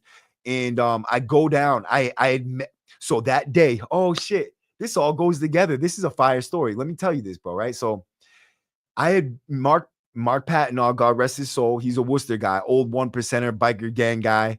Dude, this guy literally tried to start a 1%er biker gang in the max on G2. Guys were like, felt bad for him. He was so like, I feel like he might have been wet brained or something. Like he was cooked up. You know what I mean? Serious dude though. You know, serious dude. He actually stabbed one of the kings. He stabbed him in the eyeball, took his eyeball out. Like he was a killer. Like this dude was a serious dude. Old school convict, older guy, bro, but he would still fight anybody, stab anybody, whatever. He was like that. And he'd been around for everybody. Everybody knew his name and shit. So he gets a package from Big Al, another guy, God rest his soul, man, one of the best ever, old school convict. He was on the north side and we were on the south side in G2. So he sends a package through the library. We both went up there together to get it. We were at the tables and we come down. He actually got that package the day before and just never broke it out. And so today he called me up to the cell and he goes, well, I'm already drinking a little bit. And he's like, Maddie, you want to help me do something? He's like, I was sitting up here all night last night trying to make these bags, but I can't, you know, I don't know if this is good. He's got like 100 different little lines and he's telling me each one is a 50 bag. And I told him, I'm like, yo, bro, I could buy the whole pill for $40 right now. Why? Who's going to buy fucking $50 16th? You know what I mean? Like, that's not how it was selling back then. And it was the powder shit. It was like all the pills broken up and shit. So I'm like, let me do this for you. And he's like, all right. And he sits down on the bunk and I can like sense him with that like dumbfounded look on his face. Like, and I just look back like, you know, but I'm like, okay, I take the ID and I scraped it into 4 big piles. I said, nah, see? So that's good right there, right? I said, I'll buy 2 of those for $100. And I scraped it into a piece of paper. And I looked at him. I folded up the paper. I said, good. And he's looking at it like, and I can tell he's like thinking about it too much, right? And I'm like, that's good, bro. Each one of those you could sell him for $100. I was like, I'm not going to give you $100 because, you know, I know what you got it for, but I'll give you $100 for these 2. You know, you sell those 2, you make fucking $200. Plus, I gave him a bunch of Adderall, so I did make him make it right. Like I didn't just try to burn the dude. Like I wasn't burning him either. I know what he got it for, but he could have made a lot more off it. Not gonna lie. I just wanted a good bag, you know? And so I put it in the paper before he says anything at all. I look at him, I go, you know, like, are we good? And he's looking at me, he's like, yeah, yeah. And I'm like, okay. I'm like, crack 40 something. Like he was in cell 43, I think it was, or something in G2 on the top tier. So they cracked the door and I leave. I actually asked him before I left. They said, you want me to tell him to shut it again? And he goes, no, I'm good. I'm good. Right. And so I left the door, I left it open, and I walked down to my cell. I go down there to get my last bottle and tell Maddie, come on, let's go do some suboxin, right? I just got some Sobo. He had been telling me for months about this new drug that he had did, and it's like the most fire dope you could ever get. And every single time it's the same thing. It's super strong, all this other shit. So I finally get some, and I'm excited to tell him, like, yo, dude, I got it. I'm the one who came up with it first. Nah, I'm a young buck still. I'm very young, maybe 22 years old, 23 at the max, right? And I'm excited to tell him, like, yo, I found it first, right? And so I go to the cell to get my bottle, and I'm gonna go find him. I go down there, I look under the toilet, and the fucking thing's gone. I'm like, yo, I'm like, where the fuck is my bottle at? Right now, I'm pissed. I'm like, did someone steal my fucking bottle? So I go looking for Maddie. I can't find him anywhere. So I'm like, let me go check Jody's cell. So I go all the way up and I go to check Jody's cell. Now it's all the Southie guys, and then my boy Big Show in there chilling, right? Big Show's on the toilet, shit housed drunk with a bottle in his hand that's almost gone. And I said, yo, let me ask you a question real quick, bro, right? Says my bottle, bro. And I was tight, and he could tell right away that like I wasn't playing, bro. Like I was mad. You don't steal nothing up there. That's stealing to me. You know what I mean? And I was so mad. But he was my boy, so I would never say he's a cell thief. He just thought it was hilarious because he was drunk as fuck. And he was like, and he's like giggling like it's hilarious to him, bro. And I said, okay. I didn't even tell him I got the suboxin. I said, you was fucked up, right? You fucked up, motherfucker, right? I'm telling you right now. And I walked away. I went down to the cell. I told him to close the door. And I think he's thinking probably I'm going to strap up. I'm going to try to fight him or something. Nah, we don't need to do that, right? He was my friend. I don't need to fight him over this shit. Like, it is a bottle of booze. But, you know, it's the principle at that point. But still, he thought it was funny and shit. You know, and it wasn't like meant as a malicious thing, like I'm a punk and I'm stealing your shit. It was like, it was stupid. He was drunk, but he ended up regretting it because I had the Sobo and I had a lot of it, dude. Like that must have been a little more than 2 pills. It was like 2.5 pills, but I don't know how much to do. I don't know what to do. All I know is I'm about to do a bunch of this, get wrecked, and rub it in his face all night long, right? And so I put it on the TV and I break it out and I make a line. I don't even know to this day exactly how much it is. All I know is I wouldn't have put a little bit like you should have, because each little bit of that stuff is like a powerhouse of fucking shit, right? And I put a little bit on the table or on the top of the TV. It was probably like a line, maybe even a big one, like a pinky fucking gagga. I don't know to respect this shit yet. This shit's strong shit. So I just put a line on the table on the TV. I sniff it off. I put the rest in the piece of paper that I had it in, wrap it up in some fucking the saran wrap around it. You know what I mean? To make sure it doesn't get wet or nothing or moist. And I put it in my waistband and I go out on the tier and I'm walking around. I walked back up to Jody's cell and I just stood in the doorway and I was just looking at him, like, just trying to make him, you know, feel uncomfortable because I was mad. You know what I mean? I knew I was going to beat him up, but I wanted him to feel it. You know what I mean? So I'm standing up there and I'm just looking at him and I'm looking at everybody in the room. Like, I'm superior to you and I'm mad. I'm just looking at him. I was so tight. And I just walked away like, they must have been all in there after I walked away laughing because I was just such a young shit. You know what I mean? And they all loved me to death. Like, everybody loved Maddie. The young Maddie, I was great to have around. I was constant wreck probably to these guys, but I was so serious to myself. Like, I was not a joke. And nobody took me as a joke either, but I was good that I was funny probably because I was so young and so gung-ho and so like, you see how I speak now. I'm the same way. When I was on my bullshit, I was passionate in the other way. Like I was, I was a thug, bro. Like I was like, I wanted to be the most fucking violent individual. Like to me, it was all about violence and all about the principle and all about what I could get to be a boss, like whatever. It was like that was the game. It was legitimately a game, and I played that game, and I had fun doing it. It wasn't like a chore to me. It was like, this is fucking fun. I'm in prison. I'm gonna get drunk, high, and beat people up, like la la la, like make knives, stab people, wah wah wah. Like that's it, But I go up, I'm walking around the top tier. It's like 45 minutes later.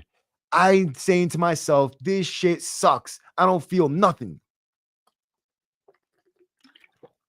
So I'm walking along the top tier, and all of a sudden I get this rumble in my stomach. No, sorry. It was like 20 minutes after I did that first line. I was saying in my head, like, this shit sucks. This shit's whack. I don't feel a fucking thing. All this shit about suboxin. So I go down in my cell and I sniffed another line. And then again, like I said, I was walking up, and it was after I did the second line that I was standing in the doorway looking at them acting stupid, right? Because I was coming down off my drunk now. The anger pissed me off so much that I left, like, I probably wasn't even that drunk anymore. You know what I mean? So I'm walking along the top tier, and all of a sudden, it's like, blah, blah, blah, blah, blah. And I'm like, what is that? It's like, blah, blah, blah, blah. I'm like, oh no, I'm gonna puke. I knew it right away. I said, I'm gonna throw up. I fucking boom, I start moving because I could feel it coming. You know what I mean? I'm moving. I get down the stairs, I go right to my cell, and I'm in the toilet like this. Straight projectile vomiting, bro. Right? Maddie doesn't even know what's going on yet. So I go out, I vomit for a minute, and I'm like sweating, pouring sweat because like I'm nauseous. And if I don't move, I'm perfectly fine. You know what I mean? But as soon as I start moving, right, throwing up again. So I go out on the rec deck, and I'm sitting on the sit-up machine. They had this incline sit-up machine, and I was just sitting on it like this, like jammed out of my mind. Last rec of the night, it was probably like 9:00. Like they locked us in at 9:30 at that time.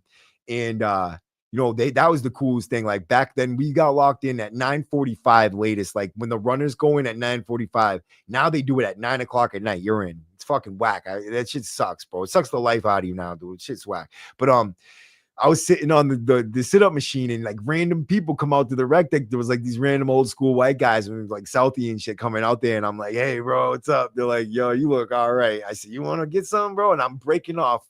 Just strangers, dude. People that just came in. I never really met them before. I give them a piece. I got the whole fucking tier high, but Maddie, dude, right?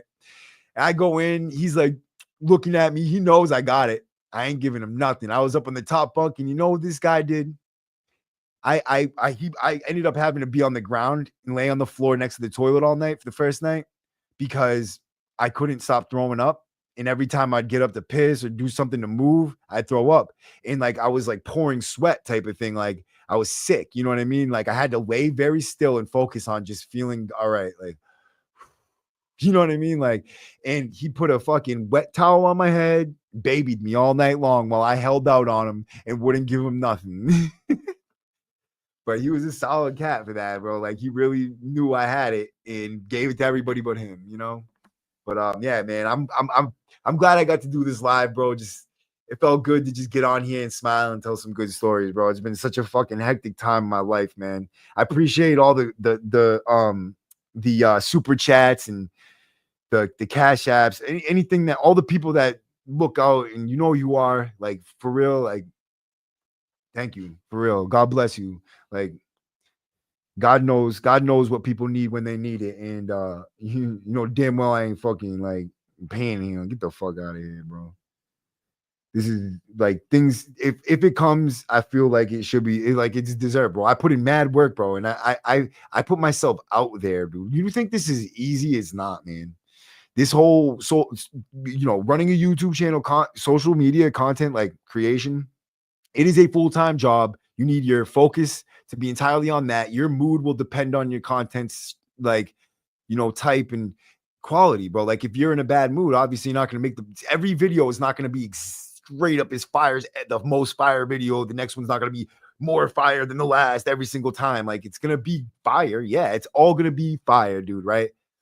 Bro, it's fire no matter how you look at it. You might like one better than the other, but then again, someone else might like that one better than the other because it's more real and they're in that mood that same day. Like that's how they feel. And then it is what it is, man. Tap in every time you see the video. Tap that thing. Like, who cares if you don't think it's a topic that you really like? Like, support the channel, see what I got to say. And if you might learn something, bro, even if it's not that same thing you want to hear that day. Like, you never know what's going to be in there if you need to hear something, bro. God tells you things through other people. And like, I thoroughly believe that. I've spoken to people, you know, like God's spoken to me through people, like whether I'm aware of this or not, but I know people listen to my channel sometimes and get things out of it that they needed to hear that day at that moment. And it changes their perspective in some type of way or another. And they let me know in the comments and the chats and all that, like, oh, this really helped me out today.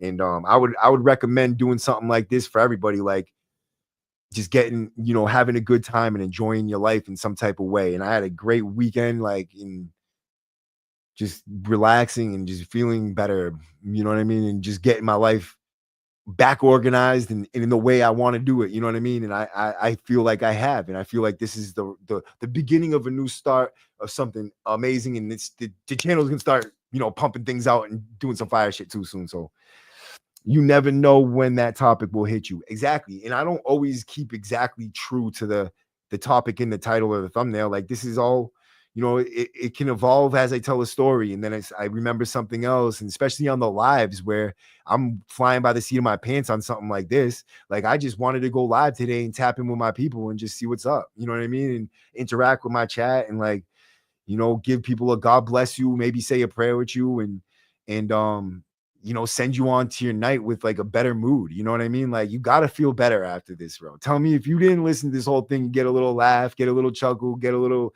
you know, conversation going with your people in the chat. Like you might not even be talking to me. You talk to some other people in the chat. Like always leave those comments though. Those comments definitely help promote the channel, like promote that live individually, the hearts and the hundreds that you can hit on the side, hitting the like button, sharing it to Facebook, all that really counts. If you hit the trifecta, share, comment, and like, that right there, like triggers the algorithm each time. Shoot it off. Like this is a video someone else wants to see, you know? But and like you got guys like 23andOne or you know, Jay Williams, they could title their video A and then put like no thumbnail, and every single one of their people is gonna click on it. Be like that for me, bro. Like this is it's a loyalty thing at this point. Word.